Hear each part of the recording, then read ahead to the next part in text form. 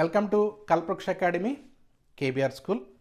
ఇవాళ క్లాస్లో మనం తెలుసుకోబోయేటటువంటి ఒక టాపిక్ ఇంటర్మీడియట్ ఫస్ట్ ఇయర్ కెమిస్ట్రీలో హైడ్రోకార్బన్స్ అనే ఒక చాప్టర్ నుంచి ఫ్రిడెల్ క్రాఫ్ట్స్ ఆల్కలేషన్ అనే ఒక రియాక్షను, దానికి సంబంధించిన స్టేట్మెంటు, ఈక్వేషను నేర్చుకుందాం. దీనికంటే ముందుగా మనం ఒకసారి జనరల్ విషయాలకు సంబంధించిన 2-3 పాయింట్స్ మనం నేర్చుకుంటే మనకు అవగాహన పెరిగే అవకాశం ఉంటుంది. అది ఆరోమాటిక్ హైడ్రోకార్బన్స్ అంటే these hydrocarbons are also known as arenes. Aroma అంటే ఒక ప్లెజెంట్ ఆర్డర్ అనేది గ్రీక్ వర్డ్ ప్రకారం మనకు అర్థం వస్తుంది. ఈ ఆరోమాటిక్ హైడ్రోకార్బన్స్కి ఇంకొక పేరు ఏంటంటే మనకి ఎరీన్స్ అనమాట. ఈ ఎరీన్స్ని మనం ఏ సింబల్తో చెప్తామంటే ARH అనేటువంటి ఒక సింబల్తో మనం చెప్పడం జరుగుతుంది. ఎలాగైతే మనం ఆల్కేన్స్ని ఆర్ బాండ్ హెచ్ అనే ఒక సింబల్తో ఎలాగైతే మనం చెబుతామో, ఇక్కడ మనం ఎరీన్స్కి మనం ARH అనేటువంటి ఒక సింబల్తో మనం చెప్పడం అనేది జరుగుతుందన్నమాట. అయితే ఇక్కడ ఏవైతే మనకి బెంజీన్ రింగ్ ఉందో అలాంటి ఆరోమాటిక్ హైడ్రోకార్బన్స్ని ఏమంటాం, లేకపోతే ఏమంటాం ఒకసారి మనం చూస్తే, ఆరోమాటిక్ హైడ్రోకార్బన్స్లో ఒక బెంజీన్ రింగ్ కనుక ఉంటే వాటిని మనం బెంజీనాయిడ్ ఆరోమాటిక్ హైడ్రోకార్బన్స్గా మనం పిలుస్తాం. ఒకవేళ లేకపోతే వాటిని మనం ఏమంటాం అంటే నాన్ బెంజీనాయిడ్ ఆరోమాటిక్ హైడ్రోకార్బన్స్గా వాటిని మనం పిలవడం అనేది జరుగుతుంది అనమాట. ఇది గుర్తుపెట్టుకోండి. ఇక రెండో పాయింట్ ఒకసారి చూస్తే, ఈ ఎరీన్స్ని మనం ఈ సింబల్తో చెప్తామని చెప్పాను కదా, దీని నుంచి కనుక మనం ఎలిమినేషన్ ఆఫ్ 1 హైడ్రోజన్, దీని నుంచి కనుక హైడ్రోజన్ కనుక మనం తొలగిస్తే ఆ వచ్చే గ్రూప్ని మనం ఏమంటామంటే ఎరైల్ గ్రూప్ అని పిలవడం అనేది జరుగుతుంది. అలాగే ఆల్కేన్ గ్రూప్ నుంచి ఒక హైడ్రోజన్ తీసేస్తే ఆల్కైల్ గ్రూప్ అని ఎలాగైతే పిలుస్తామో, ఈ ఎరీన్స్ నుంచి కనుక ఒక హైడ్రోజన్ తీసేస్తే ఆ గ్రూప్ని మనం ఏమంటామంటే ఎరైల్ గ్రూప్ అని పిలుస్తాం. ఇది ఒకటి ఇంపార్టెంట్ పాయింట్, గుర్తుపెట్టుకోండి. ఇక్కడ ఈ బెంజీనాయిడ్ ఆరోమాటిక్ ఈ కాంపౌండ్స్ అనేవి ఏం చేస్తాయంటే ఎలక్ట్రోఫిలిక్ రియేజెంట్ అటాక్ వల్ల ఏం చేస్తాయంటే, అటాక్ చేయడం వల్ల అవి సబ్స్టిట్యూషన్ రియాక్షన్స్లో పార్టిసిపేట్ చేయడం అనేది జరుగుతుంది. ఆరోమాటిక్ క్యారెక్టర్ దీనికి ఉంది అని చెప్పడం కోసం ఒక ముఖ్యమైనటువంటి ఒక ఎవిడెన్స్గా కూడా మనం ఈ సబ్స్టిట్యూషన్ రియాక్షన్స్ చెప్పడం అనేది జరుగుతుంది అనమాట. అంటే ఆరోమాటిక్ హైడ్రోకార్బన్స్ ప్రతిక్షేపణ చర్యల్లో పాల్గొంటాయి. ఇక్కడ మనకి ఎలక్ట్రోఫిలిక్ రియేజెంట్ దాడి చేస్తే ఏర్పడుతున్నాయి కాబట్టి, చర్యలు జరుగుతున్నాయి కాబట్టి వీటిని మనం ఏమంటామంటే ఎలక్ట్రోఫిలిక్ ఆరోమాటిక్ సబ్స్టిట్యూషన్ రియాక్షన్స్ అని పిలవడం అనేది జరుగుతుంది అనమాట. ఇది గుర్తుపెట్టుకోండి. అయితే మనకి ఇక్కడ ఏమవుతుంది, ఈ బెంజీన్ రింగ్లో ఉన్నటువంటి ఒక ప్రోటాన్ అది ఏం చేస్తుందంటే తొలగించి ఆ ఎలక్ట్రోఫైల్ అక్కడ ఏం చేస్తుందంటే మనకి అక్కడ సబ్స్టిట్యూట్ అవుతుంది అనమాట. మనకి ఏదైతే ఎలక్ట్రోఫైల్ దాడి చేస్తుందో ఎలక్ట్రోఫైల్ అక్కడ మనకి ఇక్కడ ప్రతిక్షేపించబడుతుంది. దానివల్ల కొన్ని చర్యలు మనకు జరుగుతాయి.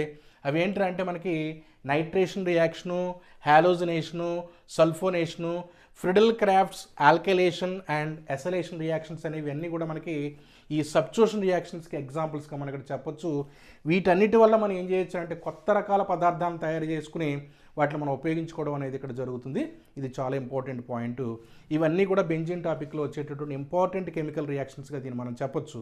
అయితే ఇక్కడ ఫ్రిడెల్ క్రాఫ్ట్స్ ఆల్కలేషన్కి సంబంధించినటువంటి ఒక చిన్న ఓల్డ్ డేటా ఒకసారి మనం తెలుసుకుంటే, 1877లో ఈ ఫ్రిడెల్ క్రాఫ్ట్స్ అనే శాస్త్రవేత్తలు ఒక మెథడ్, ఒక పద్ధతిని ఒక దాన్ని కనిపెట్టారు. అది ఏంటంటే ఆల్కైల్ అండ్ ఎసైల్ గ్రూప్స్ని బెంజీన్ రింగ్లో వారు ప్రవేశపెట్టి కొత్త పదార్థాలను తయారు చేయడం జరిగింది.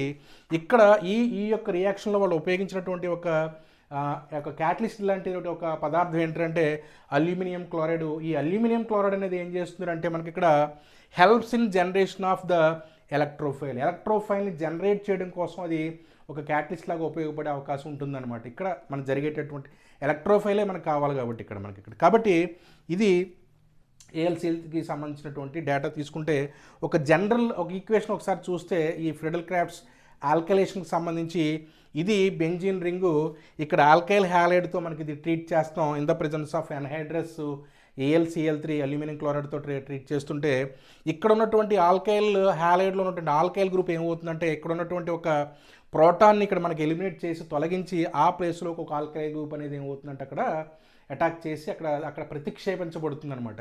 ఇక్కడ ఉన్నటువంటి మిగిలినటువంటి ఒక హ్యాలైడ్ అలాగే ఇక్కడ ఉన్నటువంటి ఒక ప్రోటాన్ HX వేరుగా బయటకు వెళ్ళిపోతే మనకు ఉన్నటువంటి కాంపౌండ్ మెయిన్ ప్రోడక్ట్ ఏర్పడుతుందంటే ఈ బెంజీన్ కాస్త ఆల్కలేషన్ రియాక్షన్ అయిపోయిన తర్వాత ఆల్కైల్ బెంజీన్గా మనకు ఏర్పడడం అనేది జరుగుతుంది అనమాట. ఇది గుర్తుపెట్టుకోండి. ఇప్పుడు ఈ ఫ్రిడెల్ క్రాఫ్ట్స్ ఆల్కలేషన్ రియాక్షన్ సంబంధించిన స్టేట్మెంట్ ఒకసారి మనం చూస్తే, when benzene is treated with an alkyl halide in the presence of anhydrous aluminum chloride, alkyl benzene is formed అని ఇప్పుడే మనం చెప్పుకున్నాం. మనం ఇక్కడ ఈ యొక్క ఆల్కైల్ హ్యాలైడ్తో మనం బెంజీన్ కనుక మనం ట్రీట్ చేస్తున్నాం, దేని ప్రెజెన్స్లో ట్రీట్ చేస్తాం, ఎన్హైడ్రస్ అనార్ద్ర అల్యూమినియం క్లోరైడ్తో కనుక మనం ట్రీట్ చేస్తే మనకి ఏమొస్తుందంటే ఆల్కైల్ బెంజీన్ అనేటువంటి ఒక ప్రోడక్ట్ మనకి ఇక్కడ ఏర్పడుతుంది. కాబట్టి దీన్ని మనం ఏమంటామంటే ఆల్కైలేషన్ రియాక్షన్ అని పిలవడం అనేది ఇక్కడ మనకి ఇక్కడ జరుగుతుంది.